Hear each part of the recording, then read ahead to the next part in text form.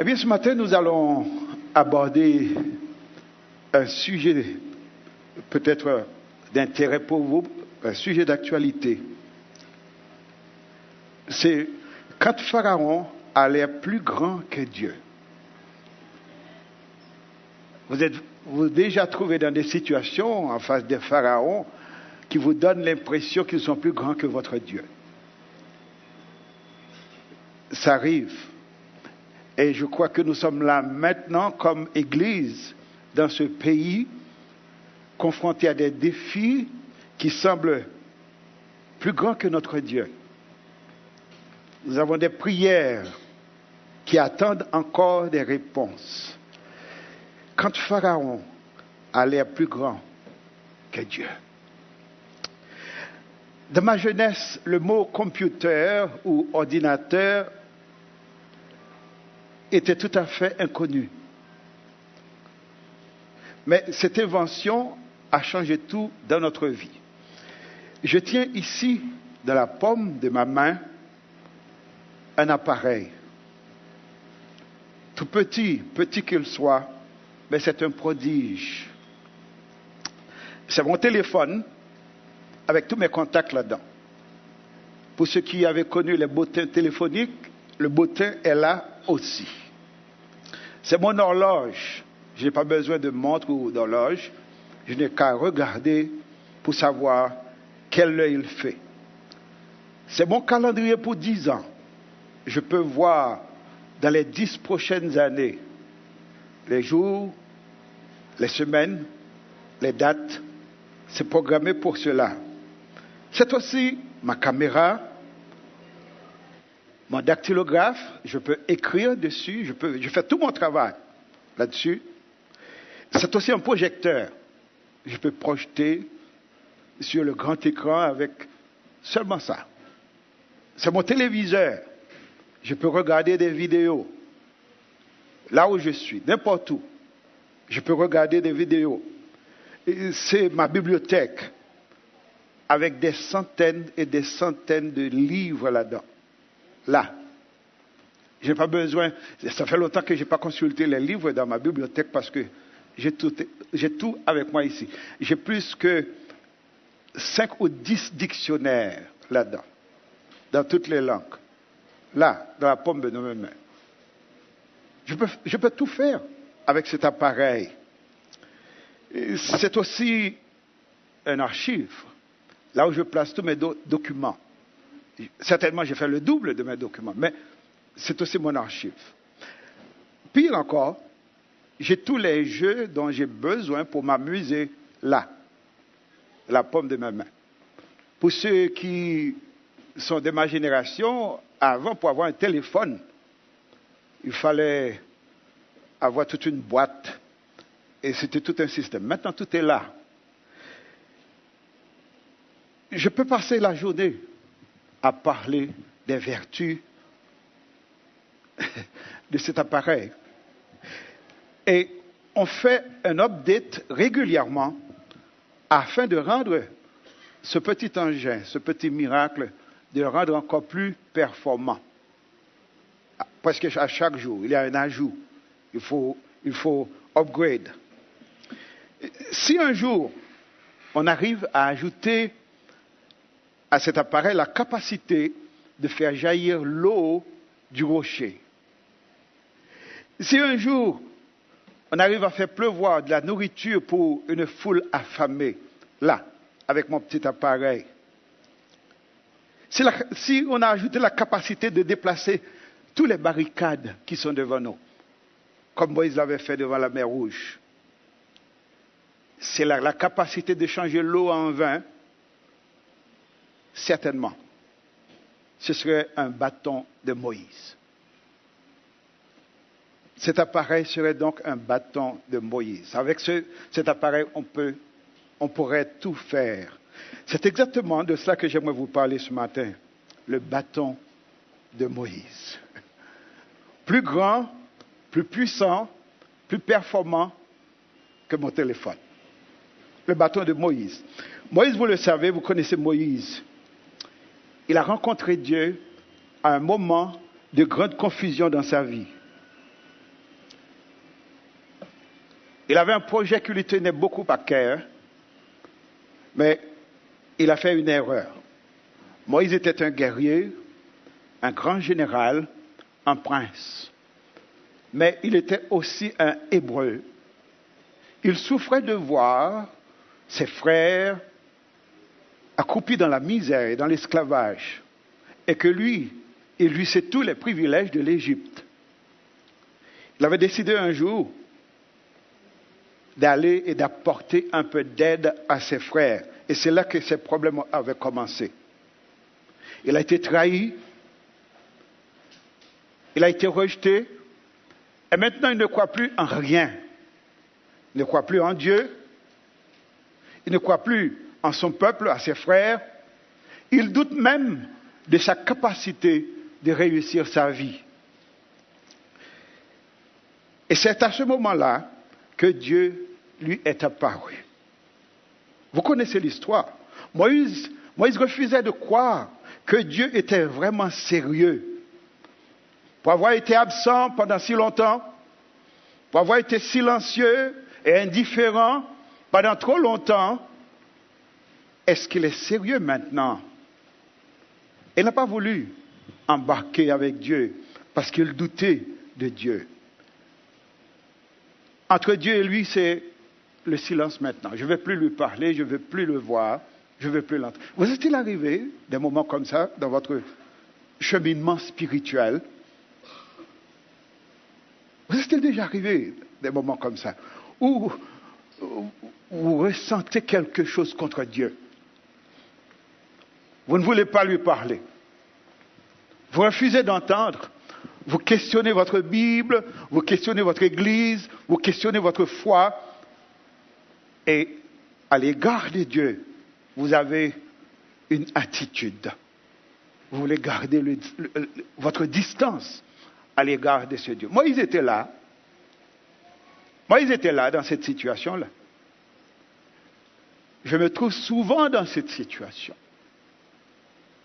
Alors si vous êtes là aujourd'hui, ça ne veut pas dire que vous n'êtes pas spirituel. C'est qu'il y a des moments où il faut avoir une conversation sérieuse avec Dieu. De cesser de répéter les platitudes. De cesser de dire des faussetés, de croire à des faussetés, mais de parler cœur à cœur avec Dieu pour savoir qui il est vraiment, pour le connaître.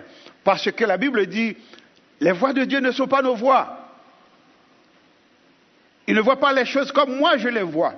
Il ne fait pas les choses comme tu les fais, comme nous le faisons. Il est Dieu. Il est différent de nous. Nous ne sommes pas toujours sur la même longueur d'onde. Et parfois, je ne le comprends pas. Parfois, je n'ai pas le goût de prier, décourager. Et on est tenté même parfois de dire, à quoi bon? À quoi bon? Moïse avait tellement d'arguments pour justifier son attitude. Comme je suis sûr, maintenant, là où vous êtes, vous avez des arguments pour dire, mais qu'est-ce qu'il fait? À la fin de la conversation, Dieu lui avait donné une autre perspective. Dieu lui a rappelé une chose. Et c'est ce que j'aimerais vous rappeler ce matin. Le Pharaon dans votre vie, le Pharaon dans ma vie, les pharaons dans la vie de ce pays ne sont que des instruments entre les mains de Dieu. Ce sont des instruments entre les mains de Dieu. Dieu les a créés. Savez-vous que Dieu a créé Pharaon? Il a dit, je t'ai suscité à dessein. Ça veut dire, il a créé comme il était. Il a choisi à ce moment-là et dit, je t'ai suscité afin de faire connaître mon nom. Pouvez-vous imaginer ça? Il est en train de faire souffrir le peuple de Dieu, de les punir, de les maltraiter. Et Dieu a dit, je t'ai créé pour cela. Et ce que Moïse devait savoir, ce que je dois savoir, et que vous devriez savoir, l'instrument entre les mains de Dieu peut être n'importe qui, peut être n'importe quoi. Et c'est ce que Dieu a dit à Moïse. Qu'as-tu? Moïse a dit un bâton. Il dit, j'ai créé l'arbre avec lequel on a fait ce bâton, tout comme j'ai créé Pharaon. Eh bien, je vais faire de toi, Moïse, un Dieu pour Pharaon. Comprenez-vous cela? J'ai peur, Seigneur, j'ai peur de cet homme. J'ai peur de l'affronter. Il est invincible. Il sème la terreur dans mon quartier. Dieu dit, je ferai de toi un Dieu pour Pharaon. N'ayez pas peur de Pharaon. Peu importe votre Pharaon ce matin, Dieu vous dit de ne pas avoir peur de votre Pharaon, parce que Dieu peut vous utiliser comme un Dieu dans la vie de ce Pharaon. Et vous avez besoin de savoir cela. Vous n'êtes pas dans une situation d'impuissance ou d'incompétence, mais vous êtes dans une position de force si vous connaissez votre Dieu. Et c'est ce que la Bible dit. Ceux qui connaissent leur Dieu seront forts et ils accompliront de grandes choses. Et la question ce matin, connaissez-vous votre Dieu? Il y a 3 moments dans la vie où le Pharaon peut être plus grand que votre Dieu, que mon Dieu, que notre Dieu. Il y a 3 moments. D'abord, c'est quand nous avons fait une mauvaise expérience avec Dieu quelque part. J'avais mis ma confiance en Dieu, j'attendais de Dieu une délivrance, un miracle ou quelque chose. Et Dieu ne s'était pas montré à ce moment-là. Je suis déçu. Déçu de Dieu. À ce moment-là, peu importe le problème, petit comme il pourrait être, c'est amplifié à mes yeux et ce problème est devenu plus grand que mon Dieu. Et je doute que Dieu soit capable de faire quoi que ce soit pour moi dans cette situation-là parce que j'ai été déçu une fois de Dieu. Pourquoi me confier en lui à nouveau? Qu'est-ce qui me dit qu'il va agir? Qu'est-ce qui me dit qu'il va répondre? Je sais qu'il est capable, mais est-ce qu'il veut? Est-ce qu'il va le faire? Alors mon problème devient plus grand que mon Dieu. Mon Pharaon devient plus grand que mon Dieu. La deuxième fois que le Pharaon peut devenir plus grand que notre Dieu, c'est quand je perds toute capacité d'agir. Je commence à douter de moi-même. Et j'ai peur de tout. Et je me suis dit, je ne suis pas capable. Je ne peux rien faire. Je ne vais même pas essayer. J'avais essayé une fois, j'avais échoué. C'est assez. À ce moment-là, je suis accablé par mes fardeaux. Parce que ma force m'abandonne. Je ne peux pas. Et mon problème devient plus grand que mon Dieu. Le troisième moment que le problème peut devenir plus grand que Dieu, c'est quand mes ennemis deviennent mes pires cauchemars. Parce que dans la vie, on n'a pas que des amis, on a aussi des ennemis. Quelqu'un avec qui j'ai eu des problèmes et j'avais dit des choses qui avaient blessé cette personne, ou elle m'avait blessé d'une manière, nous sommes ennemis maintenant, et je ne peux pas dormir parce que elle est devenue pour moi un cauchemar. Moïse était là dans cette situation-là. Et à ce moment-là, Pharaon était plus grand que son Dieu. Alors si Dieu pouvait changer la perspective de Moïse, je suis sûr que ce matin, il veut changer aussi votre perspective de la réalité. Il a une réalité, on ne peut pas le nier, mais Dieu doit changer ma perspective de la réalité pour comprendre que ce que je suis en train de vivre n'est pas plus puissant ou plus grand que mon Dieu. Je dois apprendre à voir Dieu d'une autre façon. J'ai besoin de connaître Dieu d'une autre manière. Et c'est ce que nous allons voir, comment est-ce que Dieu fait cela. Comment est-ce que Dieu fait cela? Comment est-ce que Dieu transforme ma perspective de la réalité? D'abord, regardez avec moi, quand Dieu, qu'est-ce qui est arrivé à Moïse? L'auteur de l'Épître aux Hébreux, dans le chapitre 11e, il nous donne une idée de ce qui était arrivé à Moïse. Il dit que Moïse avait un avenir extraordinaire dans la maison de Pharaon. Il était un prince, un héritier, mais Moïse avait fait un choix difficile. Ce choix était basé sur sa foi. Prenez-vous souvent des décisions basées sur votre connaissance de Dieu, sur votre foi, sur votre confiance en Dieu. Il avait pris une décision dramatique basée sur sa foi. Ça veut dire qu'il était un homme de foi. C'est pour ça qu'il se trouve dans le 11e chapitre de Hébreux. Il avait renoncé à son titre de prince pour s'identifier à des esclaves. Renoncer à son titre, renoncer à ses privilèges, renoncer à tout pour s'identifier avec des pauvres, des hommes qui souffraient dans l'esclavage. Maintenant, il vit dans un désert et n'a ni Dieu, ni peuple, ni palais, ni amis. Il n'a que des moutons. Le général s'occupe des moutons. Savez-vous combien ces moutons sont stupides? On dit que c'est l'animal le plus stupide dans la vie, le mouton.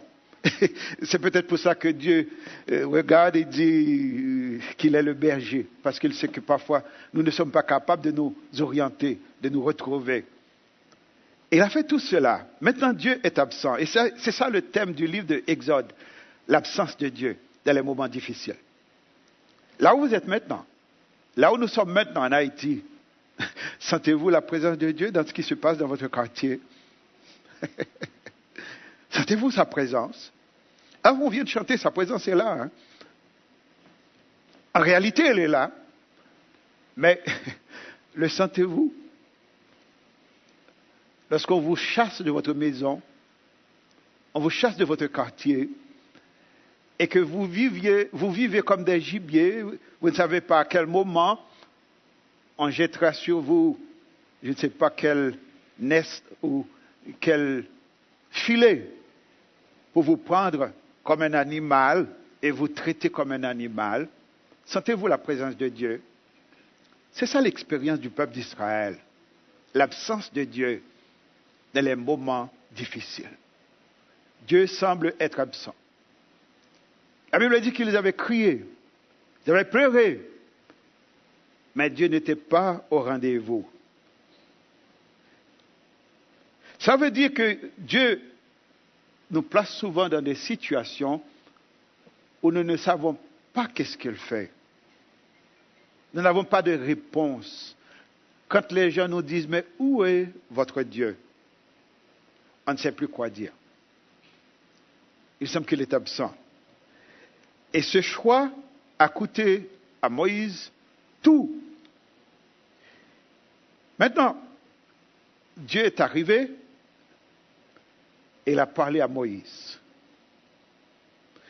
Il s'est révélé à Moïse pour dire, Moïse, tu avais une idée de qui j'étais, maintenant je suis venu pour te dire qui je suis. Et c'est ce qu'on a chanté tantôt dans un de ces cantiques. Nous devons connaître Dieu pour qui il est.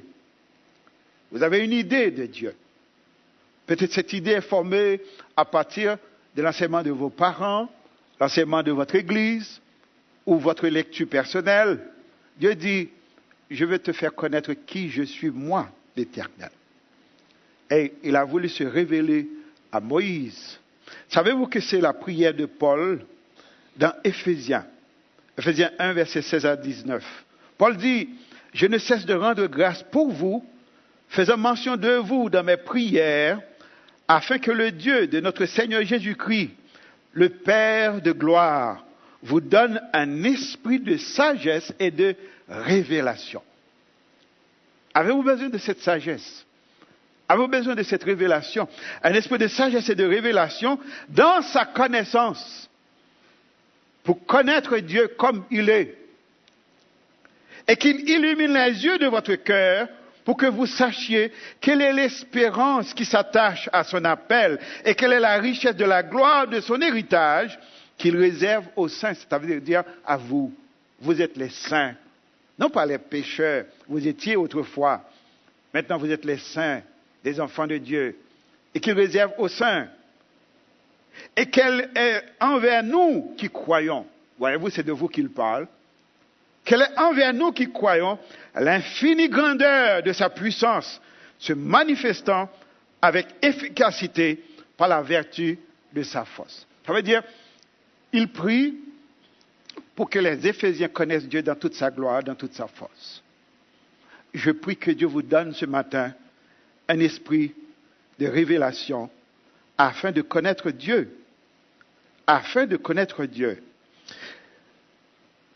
La deuxième chose, c'est que Moïse n'avait plus de confiance dans sa capacité. Et quand nous n'avons plus de confiance dans notre capacité, Pharaon devient plus grand que notre Dieu. Pharaon devient plus grand que notre Dieu. Dieu a voulu montrer à Moïse que seul, Moïse ne peut rien, mais avec Dieu, il peut tout. Il y a tellement de choses à découvrir en Dieu. À chaque fois que Moïse dit « je ne suis pas » ou « je ne peux pas », savez-vous comment est-ce que Dieu a répondu? Quand il dit « je ne suis pas », Dieu dit « moi je suis ». Regardez cela avec moi sur votre écran. Les « je ne suis pas » de Moïse et les « je suis » de Dieu. Vous avez des « je ne suis pas » dans votre vie. Des choses que vous n'êtes pas. Mais tout ce que vous n'êtes pas, Dieu l'est. Et au-delà de tout cela. Moïse dit, je ne suis rien. Qui suis-je pour aller devant Pharaon? Ça veut dire, il a vécu dans la maison de Pharaon, il avait une expérience pratique de la force de frappe de Pharaon, de la puissance de Pharaon, l'honneur, le prestige de Pharaon. Il dit à Dieu, vous ne connaissez pas Pharaon, mais moi j'ai vécu chez lui. Je le connais, lui. Peut-être que vous n'avez jamais été chez Pharaon, Dieu. Il y a des choses que peut-être que tu ne connais pas. Tu n'as jamais été dans les bases de ces gangsters. Tu ne sais pas la terreur qui règne parmi ces gangsters. Savez-vous qu'est-ce que Dieu a répondu? Tu n'es pas Moïse, tu n'es rien, moi je suis tout. Tu n'es rien, tu n'es personne, moi je suis. Je suis Dieu. Je suis tout, je suis Dieu. Moïse a dit, écoutez, je ne suis pas crédible. J'avais commis des erreurs. Et maintenant, si je retourne vers le peuple, il ne m'acceptera pas. J'ai fait des erreurs aussi chez Pharaon. Si je retourne chez lui, il va me tuer. Dieu dit, je peux réparer ta réputation parce que je suis. Je suis celui qui peut réparer cette réputation. Il demande à Moïse, qu'as-tu entre tes mains? Moïse a dit un bâton. Il dit, jette-le à terre. Et avec ce bâton, je vais te montrer ce que je peux faire. Et je vais réparer ta réputation avec un bâton. Tu vas jeter ce bâton à terre. Ils vont voir la gloire de Dieu. Ils vont voir la puissance de Dieu entre tes mains. Eh bien, ils vont te restaurer dans ta réputation. Tu seras comme un Dieu. Non pas comme un homme vaincu. Non pas comme un incapable, mais comme un Dieu. Et Moïse a dit, écoutez, tout ça c'est bien beau, mais je ne suis pas éloquent. Je ne sais pas parler. Dieu a dit, je suis le Créateur qui a fait ta bouche. S'il a un problème avec ça, je peux l'arranger aussi. Avez-vous un tel Dieu? Il a dit Moïse, il dit à Dieu, écoutez, je n'ai rien. C'est comme un pauvre berger qui travaille pour quelqu'un d'autre, je n'ai absolument rien. Et pour parler avec ces hommes de grandeur, ces hommes extraordinaires, il faut être quelque chose, il faut avoir réussi quelque chose dans la vie. Je n'ai rien. Dieu a dit, je peux faire tout avec rien. Je peux faire tout avec rien. Avec ce bâton-là, qui n'est rien. Avec toi, Moïse, qui sait que tu n'es rien, je peux faire tout. Êtes-vous dans cette situation où, comme Moïse, vous avez les « je ne suis pas », votre Dieu a toutes les réponses à cela. Il a les réponses. Parce que il est Dieu. Il est celui qui peut transformer, qui peut changer. Et si Dieu arrive à vous changer, s'il arrive à me changer, il peut tout changer autour de nous. Parce que c'est ça que nous ne comprenons pas. Et des fois, nous prions pour que la situation change. Dieu veut changer la situation. Mais Dieu veut vous changer d'abord. Il veut me changer d'abord. Parce que tant et aussi longtemps que je suis resté dans cette situation-là, je serai incapable d'agir avec Dieu, de suivre Dieu. Et Dieu ne va pas le faire sans moi. Dieu ne va pas envoyer des anges pour nettoyer ses quartiers. Il va envoyer des hommes. Il peut le faire, mais il ne le fera pas. Dieu ne va pas envoyer des anges pour vous nourrir. Vous devez vous nourrir vous-même. Si vous n'avez pas la nourriture, il va certainement faire un miracle pour que vous ayez quelque chose. Mais il ne va pas le mettre dans votre bouche, dans ma bouche. Et c'est à tort souvent que nous blâmons Dieu pour des choses que Dieu nous donne la responsabilité de faire, que nous ne voulons pas faire, et nous attendons Dieu. Et je me rappelle de cette histoire de cet homme, pendant un déluge. On dit que avant le déluge, on passait dans le quartier, on disait à tout le monde, il va y avoir un déluge, vous devez laisser votre maison, et on ramassait tout le monde dans un autobus pour les amener quelque part dans un shelter. Et cet homme de dire, écoutez, moi j'attends Dieu. On dit, mais non, tout le monde laisse le quartier, tout le monde part, qu'est-ce que tu fais là? Il dit, j'attends Dieu. Que dire à quelqu'un qui attend Dieu, qui est aussi spirituel pour mettre sa confiance en Dieu? On l'a laissé. Et le déluge est arrivé. Maintenant, le gouvernement passe avec un petit bateau pour voir s'il y a des gens qui n'avaient pas entendu le message et qui ont besoin de secours. Et ils ont vu cet homme. Ils ont dit, c'est la dernière chance. Tu ne pourras pas résister dans cette maison. Il faut monter à bord. C'est maintenant. Et il dit, j'attends Dieu. Que faire? On le laisse. Et l'eau monte. Il ne pouvait plus rester à l'intérieur de la maison, il est monté sur le toit de la maison. Maintenant passe l'hélicoptère. Et dans le porte-voix, on dit, écoutez, on va vous lancer une corde. Vous n'avez aucune chance. Saisis donc cette corde et on va vous ramener dans l'hélicoptère. Il faut agir maintenant. Il a dit, non, je n'ai pas besoin de corde, j'attends Dieu. Savez-vous qu'il est mort? Et l'histoire dit, arrivé là-bas, il a vu Dieu. Il attendait Dieu, il l'a vu finalement. Et il a dit, Seigneur, tu m'as déçu parce que j'avais mis en toi ma confiance. Je t'attendais et tu ne venais pas. Dieu a dit, non, je suis passé 3 fois. Avec un autobus, tu n'as pas voulu monter. Avec un bateau, tu as refusé de monter. Avec l'hélicoptère, tu n'as pas voulu monter. Eh bien finalement, je t'ai pris avec moi à la maison. Savez-vous qu'il y a des gens qui sont là, qui attendent Dieu, malgré les évidences, malgré tout ce que Dieu montre, que vous devez faire quelque chose. Et ils ne font rien. Ils attendent Dieu. Ce n'est pas ce Dieu-là que nous prêchons. Ce n'est pas ce Dieu-là que nous servons. Et ce n'est pas cette foi-là qu'on vous enseigne. Et lorsque vous ne réussissez pas, ne blâmez pas Dieu. Vous avez vous-même à blâmer.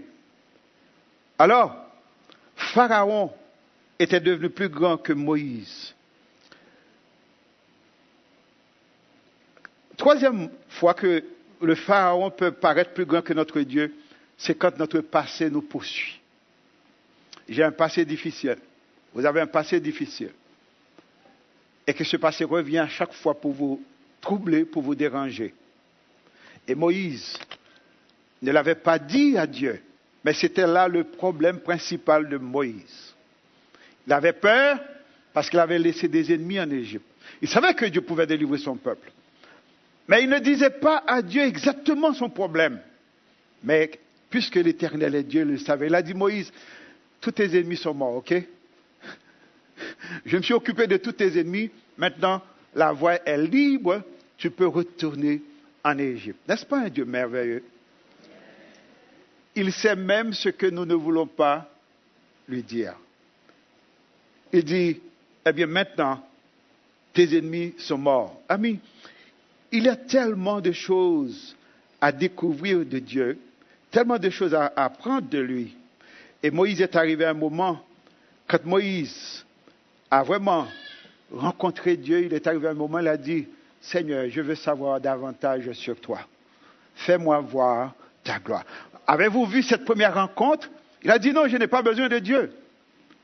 Dieu m'avait déçu une fois, je n'ai pas besoin de Dieu. Et quand il a fait l'expérience avec Dieu, il a vu comment Dieu a vaincu Pharaon, comment il a fait traverser la mer Rouge, comment Dieu a nourri son peuple dans le désert, comment Dieu a utilisé ce bâton qui n'était absolument rien pour faire des choses extraordinaires. Il a jeté le bâton, il dit maintenant je n'ai plus besoin de bâton, j'ai besoin de Dieu, fais-moi voir ta gloire. Ça veut dire, enseigne-moi encore davantage. Dieu dit à Moïse, non, tu ne peux pas voir ma gloire. Il dit, je veux voir ta gloire, je veux te connaître, comme Paul a prié. Amis, c'est un moment extraordinaire quand on arrive à ce niveau où nous pouvons dire comme Moïse, fais-moi voir ta gloire. Je n'ai pas peur de toi maintenant, je sais qui tu es. Je suis prêt à m'embarquer avec toi. Mais je veux connaître davantage sur toi. Savez-vous que ça fait plaisir à Dieu? C'est pour cela que Paul avait prié tantôt, pour connaître Dieu davantage, pour voir Dieu dans toute sa gloire. Et un jour, amis, je peux vous le dire, si vous continuez dans votre marche avec Dieu, si vous n'avez pas peur d'aborder des questions difficiles avec lui, il vous fera voir sa gloire. Vous verrez la gloire de Dieu. Parce que la Bible dit, si tu crois, tu verras la gloire de Dieu. Nous avons souvent des problèmes que nous refusons parfois de partager avec d'autres personnes. Et c'est là que je voulais vous amener. Vous avez des choses dans votre vie, des problèmes dans des relations avec des personnes, et vous ne voulez pas ouvrir ces choses pour en discuter, pour en finir. Vous gardez ces choses dans votre cœur. Tant et aussi longtemps que ces problèmes ne sont pas résolus, vous serez dans une situation d'impuissance et vous ne verrez pas la gloire de Dieu. Mais si vous prenez votre courage pour discuter de ces choses, parfois c'est avec quelqu'un dans votre famille, parfois c'est un ami, parfois c'est Dieu lui-même. Quelqu'un a besoin de faire le premier pas. Dans ce cas-là, Dieu a fait le premier pas. Il a dit, Moïse, tu es resté pendant trop longtemps dans ce désert. Tu es en train de gaspiller ta vie dans de faux raisonnements. Maintenant, venez et plaidons, comme il dit dans Ésaïe. Venez et plaidons, parlons de cette situation. Parce que tu as été blessé une fois. Ça ne veut pas dire que tout est fini pour toi dans la vie. Parlons-en et move on. Avançons avec la vie. Et c'est ce qu'il a fait. Il a débloqué Moïse. En débloquant Moïse, il a débloqué le peuple d'Israël. Il a débloqué tout. Seulement parce qu'il a débloqué une personne. une personne. Et souvent on dit que Dieu cherche une personne, mais cette personne est bloquée quelque part, dans des faux raisonnements, par des blessures, par des mauvaises expériences. Et Dieu vient dire, parlons-en. Quel sauveur merveilleux je possède. J'ai eu un ami qui est maintenant avec le Seigneur. Une fois mon ami était malade, j'étais là avec lui, avec la famille. Et juste au moment où il allait entrer dans un coma qui allait durer au moins 1 mois et plus, juste quelques minutes avant d'entrer en coma, je lui ai parlé, j'ai dit, ça va? Il ne pouvait pas ouvrir la bouche pour parler. Il m'a fait le signe que toute bagaille sous contrôle. Alors, je me suis dit, mais quel homme! 5 minutes plus tard, il perdra toute connaissance pendant 1 mois. Et il a eu le courage ou l'audace de dire que tout est sous contrôle. Il avait mal compris. Je pensais qu'il disait que lui, il était au contrôle. Quand il est revenu du coma, il dit, maintenant, j'ai appris quelque chose. Je peux compter sur Dieu d'heure en heure, tant que dure le combat. Et ce chant est devenu un chant principal dans sa vie. Et cet ami, vous le connaissez, c'est notre frère Emmanuel Sanon, qui est maintenant avec le Seigneur. Et à chaque fois que j'étais à son bureau, il disait, comptez sur lui d'heure en heure, tant que dure le combat. Que l'on vit ou que l'on meurt, comptez sur Dieu, tout est là. Savez-vous qu'après 40 ans d'amitié, c'est le plus grand souvenir que j'ai gardé de cet homme. Comptez sur Dieu d'heure en heure, tant que dure le combat. Et il en était sorti. Il a été guéri. Aucun médecin ne croyait à cela.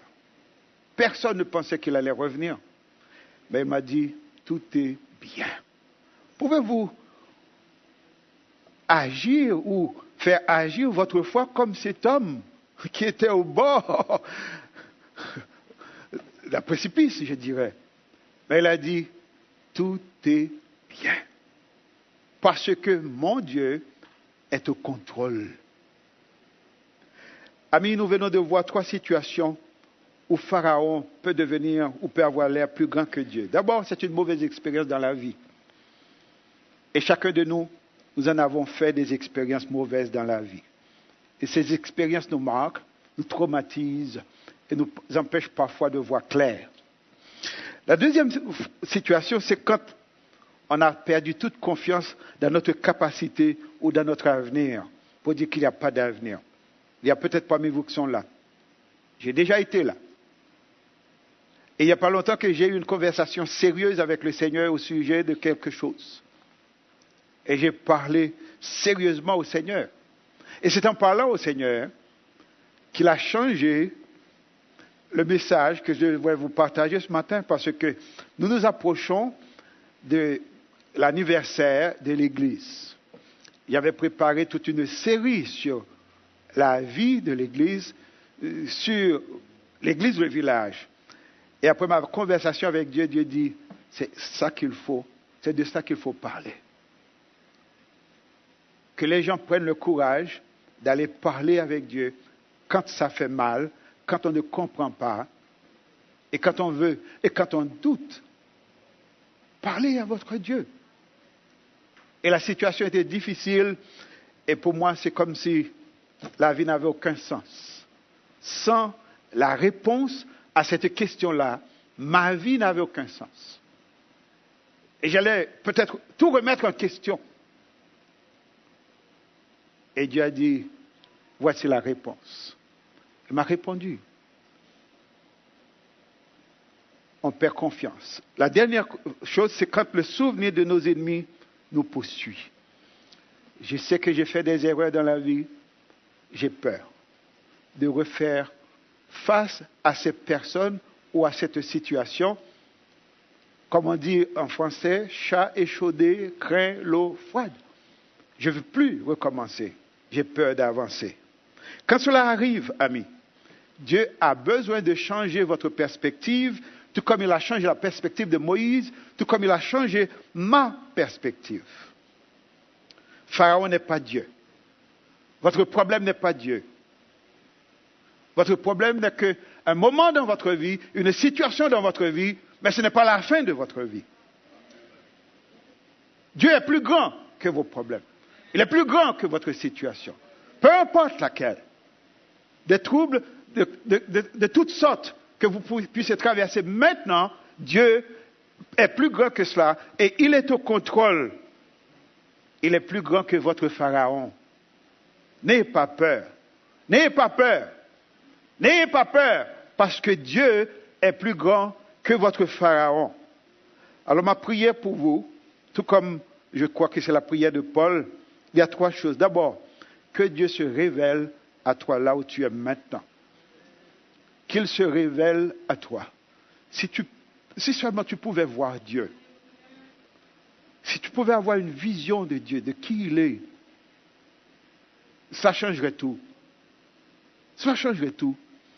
Et c'est triste parfois, nous avons la parole de Dieu, nous allons à l'église de Dieu, nous chantons les cantiques de Dieu, mais nous ne connaissons pas Dieu. Et c'est pour ça que nous doutons. Et c'est pour ça que nous souffrons. Que Dieu se révèle. La deuxième chose, que Dieu renouvelle notre vision. La vision de Dieu, la vision de la vie. Ce que vous voyez, ce n'est pas vraiment ce qui est en train de se passer. Dieu a besoin de vous donner une vision spirituelle pour voir qu'est-ce qui se passe. Tout comme Élisée avait fait pour son serviteur. Seigneur, ouvre ses yeux pour qu'il voie. Parce que ceux qui sont avec nous sont plus nombreux que ceux qui sont contre nous. Que Dieu renouvelle votre vision. Et la dernière chose, que Dieu t'utilise de manière à ce que tu deviennes un Dieu pour ton Pharaon. Au lieu de fuir, mais lui, il va te demander de prier pour moi. Savez-vous qu'à la fin, ce que Pharaon a dit à Moïse, Moïse, priez pour moi, priez pour moi. J'ai déjà vécu cela, des gens qui me persécutaient et qui sont revenus pour dire, priez pour moi, priez pour moi. Et maintenant, je suis devenu un bienfaiteur, un Dieu pour mon Pharaon, un Dieu pour mon Pharaon. Et je vais vous laisser avec cette parole, que Dieu fasse de vous le Dieu de votre Pharaon. Amen.